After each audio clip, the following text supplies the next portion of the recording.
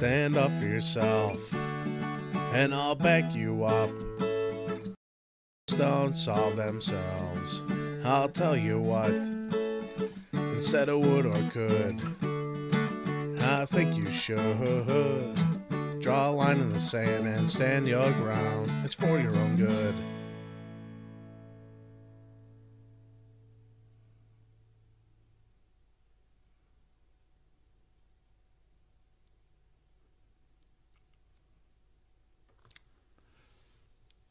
And many times as we start to take a look at what it is that we're experiencing, we'll ask ourselves, how was I involved in what's taking place?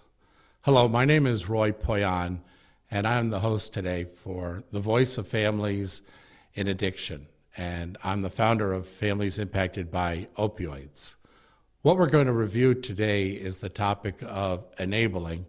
And in order to do that, we're also going to identify the person, the individual person who's experiencing substance use misuse and their journey, as we have known it for many years now and studied it. I've got some good news to start this episode off with. We know exactly what it is that this person is going to go through. Interestingly, we also know how it's going to impact the family. So this is why we're doing The Voice of Families in Addiction, in order to attach their journey in misuse and then recovery with your journey as a family members and how it impacts your lives, because the two as a family system are interlinked together. So that's why you often will hear somebody say, this is a disease of the family. And someone might say, no, it's their disease. It's not ours as family members. And the answer truly is, because they are a part of your family system as a family unit, and inside of the dynamic, the way that everybody has relationships with each other inside the family, that is where we have this shared likeness in this disease. So when we say disease, are we really talking about, a disease? Yes, actually we are. It's a disease of the brain. The best way for the family to view this is that it's a chronic disease, meaning it's a lifelong occurrence that we'll just learn to manage our lives around as time goes by. We'll have certain experiences that are definitely related to this disease. If a variance takes place and an intervention is needed and then readjusting a plan of treatment is required, that's what we see in diabetes. The same is true with a relapse with an asthma patient. They're taking their meds, they're taking them prophylactically, and then all of a sudden they have a variance, they have an exasperation, and they're having difficulty breathing, and medical services are engaged, and they're brought back to a health posture where it platforms, and now a new plan of treatment is written according to where they are at that point going forward. So what other types of things might be taking place where the family gets involved? Okay, let's first look at their journey. And what we're going to do now is we're going to take a look at the addiction and the experience of addiction, and then also the way that the person, the individual person, progresses in this addiction. So we start off with the first one, which is addiction experimentation. And this is where they're first being introduced. It could be at a party. It could be that the drug is being introduced as part of a prescription for opioids, for pain management. And either way, an experimentation of the drug coming into the body is administered and then experienced. Then what ends up happening is, through enough retakes, and sometimes it's not many, they actually start to enjoy what they're experiencing, and they start to use it on a regular basis. They're consciously now saying, I think I want to do this again. And then they start to say, I think I want to do this more frequently. So the frequency of usage goes up, and that could happen very quickly. And then we start to see them in the position of the next phase, which is the addiction and risk-taking. And here, what we're seeing is that they know that they're doing harm to themselves. They're starting to see indicators in their own life like, I didn't get my homework done and I got kind of like in trouble for that. or I came home late because I was doing drugs and I kind of got in trouble for that. I showed up to work and I didn't perform well, or I didn't show up to work at all and I had somebody call in sick for me. These are indications that they're taking risks by continuing to use this drug. And then there is the dependency. At this point, what we'll learn in the science, the neurology part of our presentation in an episode titled "Substance Use is a Brain Disorder," that particular area of the brain is being overridden by the drug. So now this becomes a dependency, and you'll learn about the synapse and how dopamine plays a role, and how the hippocampus and memory plays a role, and pleasure plays a role, overriding the prefrontal cortex of the brain, which is where we house our logic, our reasoning, and our judgment. So in this portion of this addiction's journey, this dependency becomes predominant in their life. And then they roll into full addiction. So when we're sitting there saying, well, how long does full addiction last? Well, that's when we sit there and say, well, he's using. How long does it take to get to full addiction? That depends on the individual, the type of drug, the intensity of the drug, how frequently they're using the drug. It has a lot of, their genetics might play a role in that. So we can't really say for each individual person, it's going to be this. It's going to be on an individual basis. But characteristically, we do have a pretty good idea. It only takes a couple of times with fentanyl to become fully addicted to it. So with crack cocaine, I've heard statistics as many as 3 times with crack cocaine, and you will become fully addicted to it.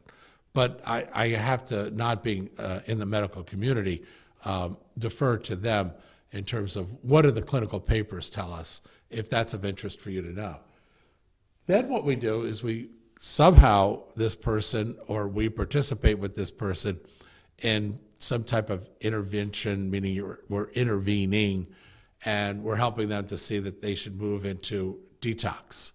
So once that decision is made and detox is introduced, now there's 3 phases to detox. Detox, depending on the drug, typically lasts 7 days. We do not want them to AMA detox. And what that means is against medical advice. It's where they go into like their 2nd day. It typically takes 7 days. And all of a sudden they say, I want out, mom, dad, come pick me up. Or call the wife or a friend, come get me. They're doing terrible things to me. This is more painful. I can't take it. You got to come and get me. Well, that's not what we want them to do. We want them to ride out all 3 phases of detox.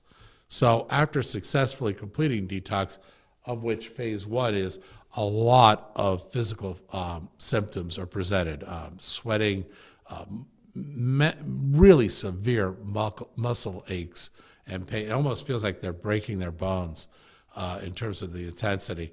Vomiting, it's just a very bad situation from a health perspective, but they're not in jeopardy typically of dying. We only see that, the studies are showing most people do not have a death experience from detoxing on most drugs. Alcohol is a different kind of drug, and we have caution there.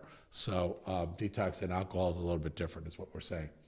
Then in phase 2, they're at about day 3, and they're starting to feel a little bit better, not good at all. They won't feel good for a year and plus. But with this in mind, they're starting to, the drug is starting to, lifespan of the drug in their system is starting to wash out. It doesn't get out of their system. It just isn't as intensely present. And then phase 3, they're getting ready to make determinants of a case manager coming in and saying, okay, Jerry or Donna, you're at day 7 and we're going to discharge you now, and we'd like for you to go into a treatment program.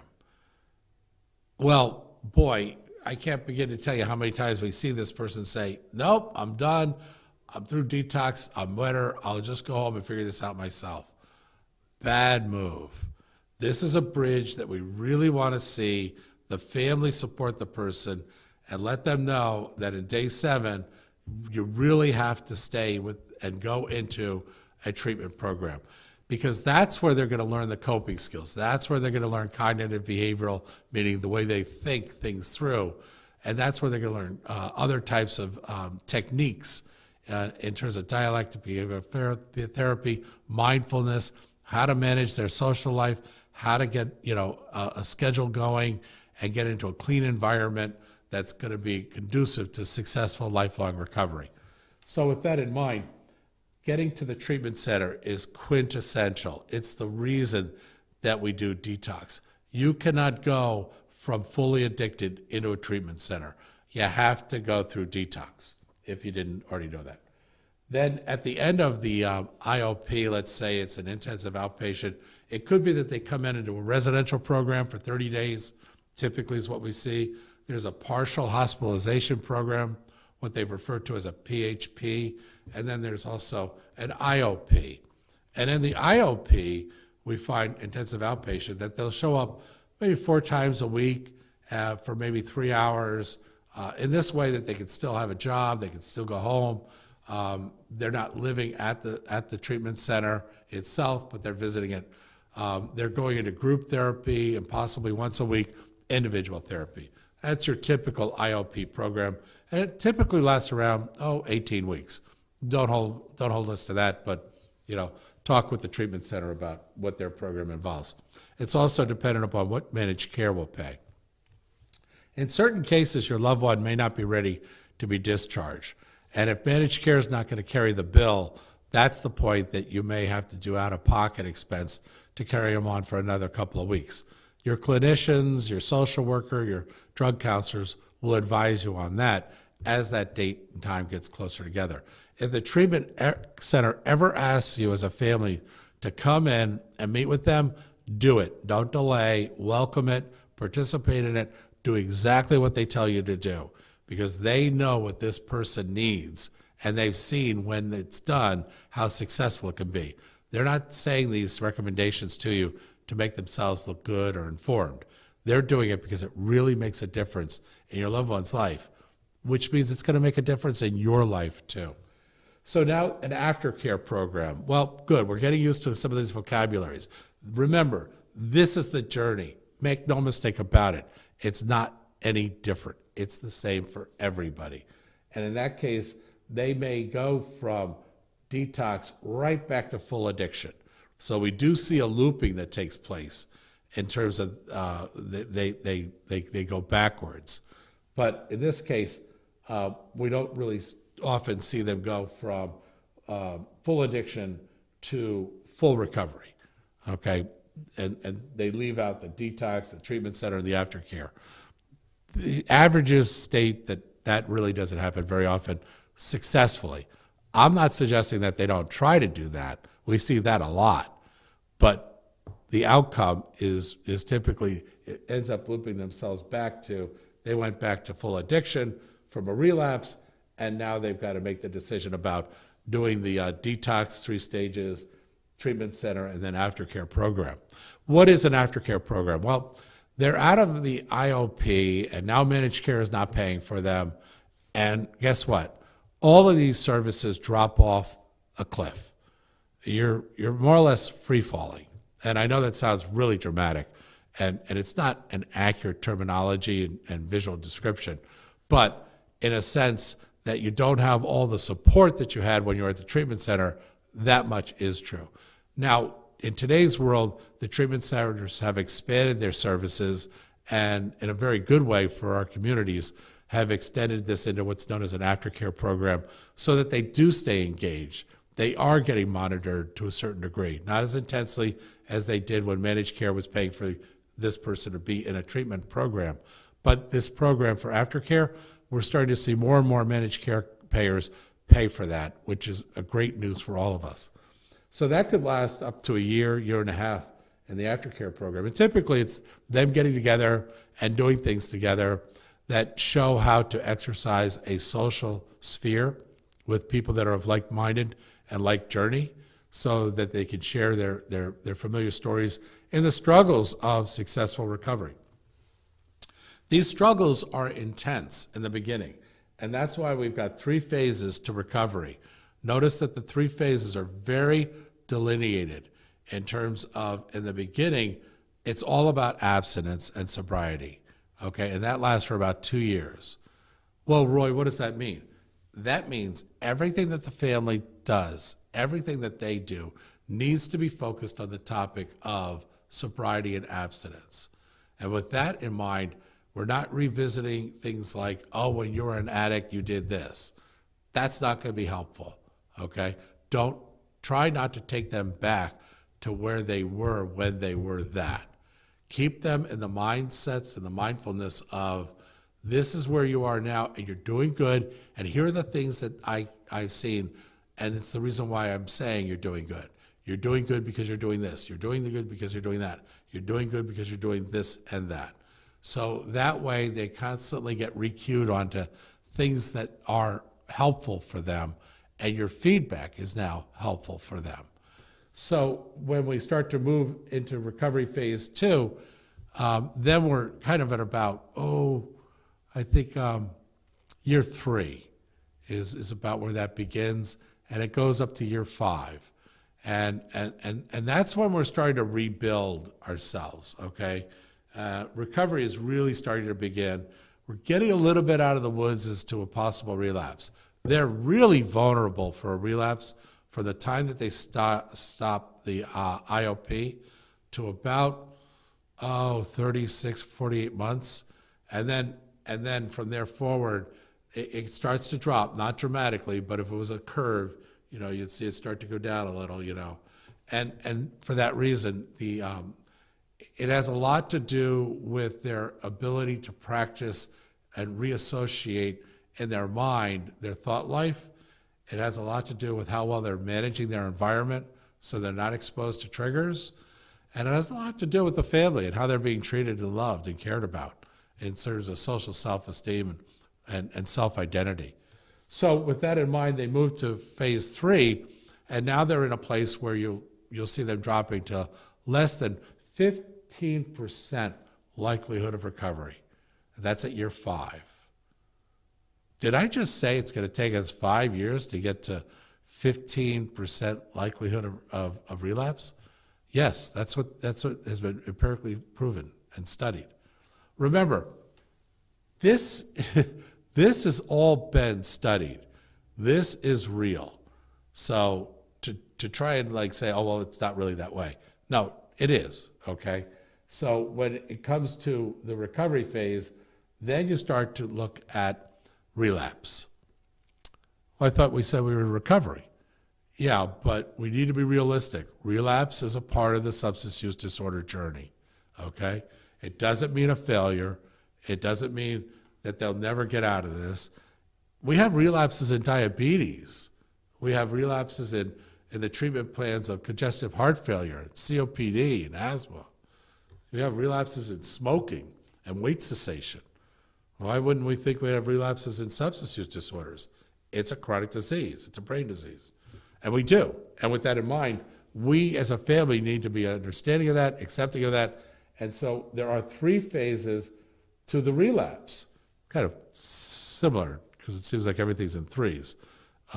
It's just easier that way, but it also breaks down that way.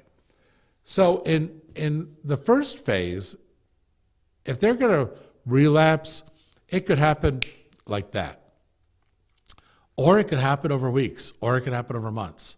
But the first phase, typically, they show us that they really aren't taking care of themselves. And the answer to that question of, well, how do we know that? Well, observe their behavior. Let's face it. If they're sitting there saying to you, I'm having White Castle hamburgers for breakfast this morning, you pretty much know you're pretty off on nutrition, which is a very valuable entity and a part of self-care. If they're not eating, they don't have to all the time, but if they're not eating a nutritious diet, that's going to affect their metabolism. And that in turn affects depression and all kinds of other things. If they're overdoing sugars and things of that nature, it could affect their sleep. And that has significant repercussions. Sleep is gold when you're in recovery because it's a time of repair and rejuvenating your energy levels. So with that in mind, the recovery phase 1, the relapse phase 1 is self-care. And we want to make sure that we're noticing, are they going to work on time? Are they going to their NA or AA meetings? Are they hanging out with people who are a positive influence to their successful lifelong recovery? All these are indicators. You can actually measure them on a report format, but don't do that. Okay, you don't want to live a life of waiting for the shoe to drop off on a relapse. Be aware of this person as they're going through. Now, because you've taken this episode, you know the phases of recovery, and you now are learning about the possible phases or stages of relapse. So with that in mind, the second stage of relapse is mental. The first is physical, the first is self-care, and the second one is where they start to say, you'll hear them say things like, well, I could have just one drink at the holiday party. I mean, one drink isn't going to hurt me. Sorry. I mean, the jury's not out on this one. The jury is in on this one. Not a good idea, okay? So the same is true for the drugs. Really not a good idea when it comes to drugs. So with that in mind, we want to make sure that we reinforce the idea of a positive environment. Well, what would that mean? Well, might mean that the family changes the way they do the holiday party. Well, you could sit there and say, what do you mean? We've got to change how we enjoy ourselves? Well, actually, do you care about this person? Because if you do, you won't do the opposite. I mean, are you suggesting that, you have cocktails at a keg party in front of them and invite some people to drop off some drugs and put them on the table because that's what you guys do? No. I mean, you're committing them to an absolute relapse. So mental relapse is a sharedness, but because typically they're having a conversation with themselves, it wasn't so bad, or they start to think about, hey, you remember Sally was pregnant. I wonder if she had that child. And then they start to go into the physical phase of relapse, which is the third phase. And what that involves is they are physically kind of presenting themselves in the presence of the drug. They're starting to think, I'm going to drive down the street where I used to get my drugs, and I'm going to show myself that I can drive right by and not stop. Not a good idea. If they went to a treatment program, that treatment program told them in one of their 16 weeks of sessions, don't do that, because we know that's stage 3 of relapse, physical, and you more than likely will relapse. But if you're at stage 3, you've probably already gone through, you're not taking very good care of yourself, and you've mentally started to romance the idea of doing this again. So now you're at the physical stage and you say, I think I'll find out if Sally's there. If she is, I'll just say hi through the window and let them know that I'm doing okay, because I want to show everybody that I made it. Once again, not a good idea. So that's where we are when it comes to their journey. But their journey would be a good presentation if this was voice of the person in addiction. It's not. This is voice of the family members. So what we're saying here is, what role do we play in all of this? I mean, how much of what we're doing here with ourselves impacts what they do here with themselves? So what we want to do is we want to look at the term enabling. Oh, boy, here we go. Enabling. Well, enabling, you can enable a person to do the positive thing too. But when we're talking about this, it's usually something that we're doing. We're doing it out of love often, or we're doing it out of our own needs. And what we have found in studying enabling through the sciences is that it often comes from an insecurity of our own. And here's what I mean by that. If I were to say to you, I want you to stop enabling Jimmy, and you were to say, okay, Roy, I'll stop enabling Jimmy. And then I would come back to you and I'd say, so what did you do in order to stop enabling Jimmy? You'd probably have to say, I don't know. What should I have done? Well, that's because I wasn't very clear. Enabling as a word doesn't mean an awful lot. Now, there are 10 types of enabling. And if I were to use one of those instead of the word enabling, if I were to say, I want you to stop protecting the family image, well, that's actually that's enabling number 6 of the 10. You could do something about that. So let's take a moment and let's go through the 10 types. The first one, and this isn't by priority or how often we see it, it's just numbered 1 through 10, is denial. And denial is but it is one of the primary behaviors in families that we see adopting when they first hear that addiction is now a part of their family and part of this person's life, this individual person's life. So we're sitting there and we say, oh, that can't be. He can't be addicted. He's a good guy, he's a smart guy. He'd never do that. Oh my gosh, you're right. He is doing that. Well, I just refuse to accept it. All right, well, as a family member, you're a problem now, okay, because you're enabling them.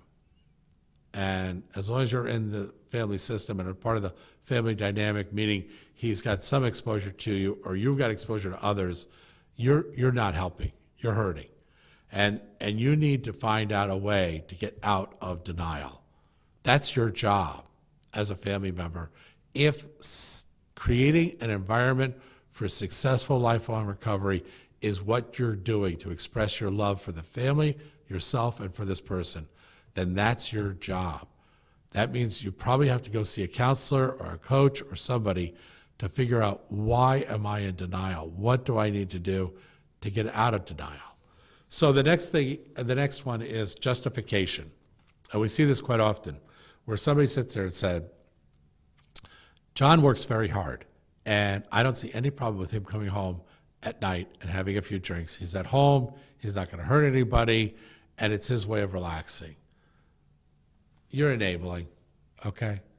Flat out. You're justifying his behavior. That gives him an out. You're now an enabler. You're now hurting the family, you're hurting yourself, and you're hurting them.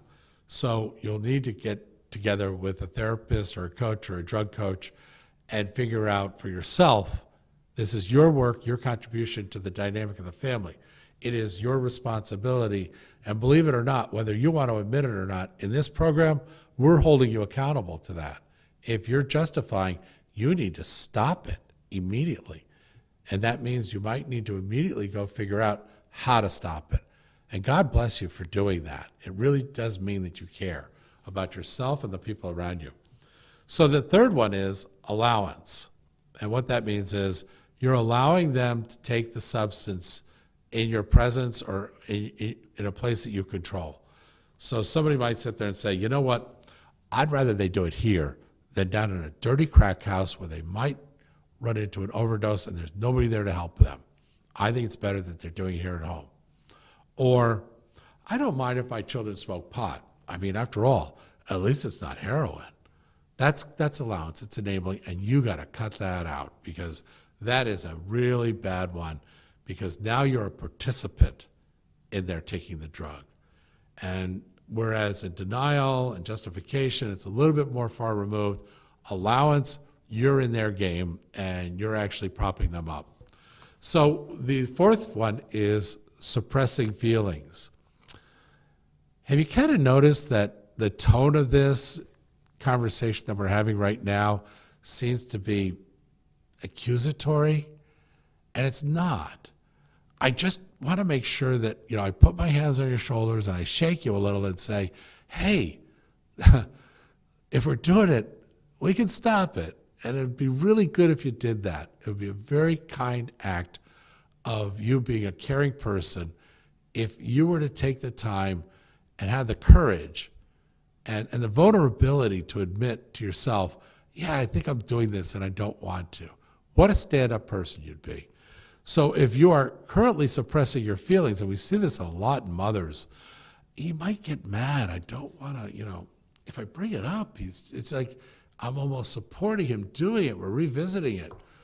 No, you're enabling, okay?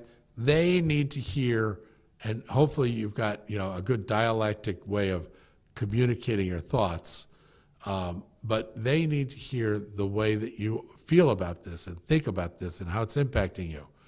Because without that feedback, they think everything's fine because they want to think everything's fine. You don't need to exaggerate or tell things that aren't true, but you do need to express your feelings because that's only fair to yourself if you do that. So the fifth enabling is avoidance. And that's where you're sitting there saying, you know what, I'm going to ignore this. Maybe it'll go away. This is just a passing thing. If I make a big deal out of it, he's just going to do it in spite of me. And now he's doing it because he wants to get me back for saying something that I really didn't mean to say when I said it, but I said it. So I'm just going to avoid the whole thing. You're enabling.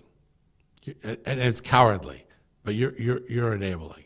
So you need to stop doing that and get engaged with yourself and start to figure out a way and see a counselor of how to structure your thought life and then how to structure your presentation of your thought life in the environment of the dynamic of the family so that you can be a positive contributor of a person who is not avoiding the problem. So the other one is protecting the family image. Boy, is this huge. I'm telling you, we see this so much. And it's typically played out with spouses, with mothers and fathers, with sisters and brothers. Don't tell anybody. The last thing we want somebody to know is that, Sherry has this problem. So let's protect her by protecting the family image and not let anybody know. Now, the opposite is not true. The opposite being, let's go out and tell everybody. And that way, she'll have to do what we tell her to do because everybody knows. You want to do that, that's for certain. But protecting the family image might be you calling up and talking to coworkers and saying, well, he's really just off this year, or he's feeling depressed and that's why he's acting that way. No, he's taking drugs and that's why he's acting that way, or he's an alcoholic and that's why he's acting that way. And you're making this enabling, which is in this case protecting the family image, a real problem for everybody. Those that are outside the family and those that are inside the family and the person themselves. You're creating a very bad environment in terms of successful lifelong recovery. So minimizing the situation. I think that the people who are surrounding him are the reason why he's taking these drugs, and that if he didn't hang out around them, then he wouldn't be using the drugs. Or you're basically saying, if he starts to use methamphetamine, I'd be more concerned. But he's only using cocaine, and lots of people use cocaine, so at least it's not methamphetamine. Well, that's enabling, and you certainly need to stop doing that. The eighth one is playing the blame game. You know what? I think the reason that he's taking these drugs is because his mother's an alcoholic. Oh, whoa, slow down. Part of that's true, but that's not the way you want to approach it, okay? This person is an individual, and we all have to deal with our upbringing and our genetics and the characteristics of our environment, the friends we have. But you playing that role in terms of helping them to justify their behavior by blaming others is a real big mistake, and you need to not do that. They need to be accountable for their use of whatever it is they're doing, whether it's positive or negative. They still own that. So assuming responsibility, we really see this a lot. That's where I'm going to make sure that he has housing. I mean, I love him, and I'm going to make sure that he's got housing. No, no. They need to make sure they have housing, not you. Well, they can't. He's on drugs. I mean, we shouldn't expect that of him. Yes, actually, you should, because by doing that type of enabling, and where you're assuming their responsibilities, they have no consequences. I'm going to give you an example. There's a family that has, and this is just an example of a scenario, no real life to it.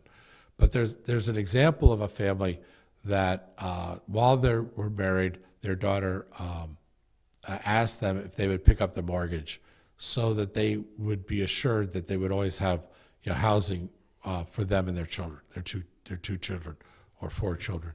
So with that in mind, they cleared the mortgage, paid for the mortgage, and then now rewrote the note where they are basically the bank, the mother and father. Then the daughter falls into alcoholism and is crawled up in a ball in the back of the room. Well, now they got a real problem because now she's like not able to make any payments, hasn't been for a year, and you're basically providing housing, which all she really needs to do is squeak out a little bit of a job, and she's got enough money for her booze and a Burger King. And that's really all she needs in order to keep drinking. But she probably would come to reality faster if she wasn't in a $250,000 home, with 2,400 square feet, feeling the luxury of all that and not having any financial responsibilities for any of those things. So we can kind of see a very over-dramatized example, but these kind of scenarios do take place. I pay for my son's apartment. We see that a lot. I give them an allowance. We see that a lot. We want to make sure that he's got a car. If he doesn't have a car, he can't get to work. So we bought him a car, and we just bought it outright and gave it to him. He's got the title. These are all enabling, and you should not be doing that. And you need a counselor to work with you on how to stop doing that. The 10th behavior is in the area of controlling. And what that kind of sounds like is, Jerry, if you do this one more time, your mother and I are going to take everything that you have in your room, we're going to put it on the streets, and we're going to put you out there with it. Okay, you've just given him enabling. And you're thinking, many people would think, well, that's ridiculous. What we did was he gave an ultimatum, tough love. Now he gets to blame you for that. Well, how should we have done it? Well, I'm going to ask the audience. Did you happen to see the episode on the 5 stages of change? Because that's exactly what this is. You went from pre-contemplation, I don't have a problem, you have a problem, to the action item. And they didn't go through contemplation, preparation, and then action. You expected them to just change immediately. And we've told and expressed, and science has shown, it doesn't happen that way. Not if the change is going to be lasting and significant for this person. Certainly you can change the environment, and you have control over doing that. Certainly you can make statements that would hopefully get them to consider that this isn't such a good idea, what it is that they're currently doing or planning to do. But to really affect change, go back and take a look at Petraska and DiClementi's work on 5 stages of change. Go on YouTube and view the videos on 5 stages of change. Do the same for enabling. Look up the 10 types of enabling and see a couple of videos. Look at the clinical papers. By the way, none of these topics that we present in our episodes are ours. Everything that we present in these episodes are from the NIH, SAMHSA, ASAM, empirically proven best practices, clinical studies, professional journals. We've just pulled them down and put them in a kind of an order that you can understand them and, more importantly, use them. We're not doing this because we want to show how smart we are. We're doing this because this is real-world information, and we encourage you to use it. Now, in order to use it, you may want to pick up the Family Solution Finder Study Guide, which has 4 modules to it, and it allows you to go through the 32 different types of issues that a family will face. And then when you go to our website, familiesimpactedbyopioids.com, which will be presented at the end of this episode, write that down, go to that website, and go through each of the pages. Pay close attention to the brain disease page. Pay close attention to the 32 seminars, and go through the seminars. There's a YouTube presentation where I'll be presenting the topic, and then right below it is a yellow button that says TV episodes. Click on that and view the TV episode. And that will enhance your understanding. We also have a YouTube channel with a selection of 108 different YouTubes that if you just play around in that channel, you'll become very, very informed. And that is titled, when you get onto YouTube in the search field, that's titled Solution Finder Workbook Videos. And there's about 108 of those when you get to that particular download.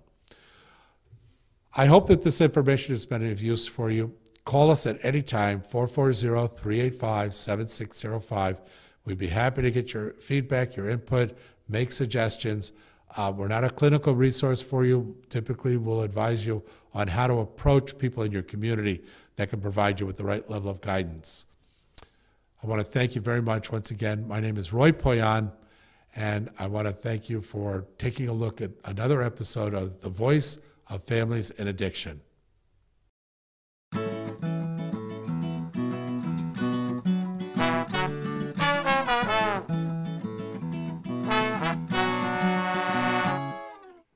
Stand up for yourself, and I'll back you up, 'cause problems don't solve themselves.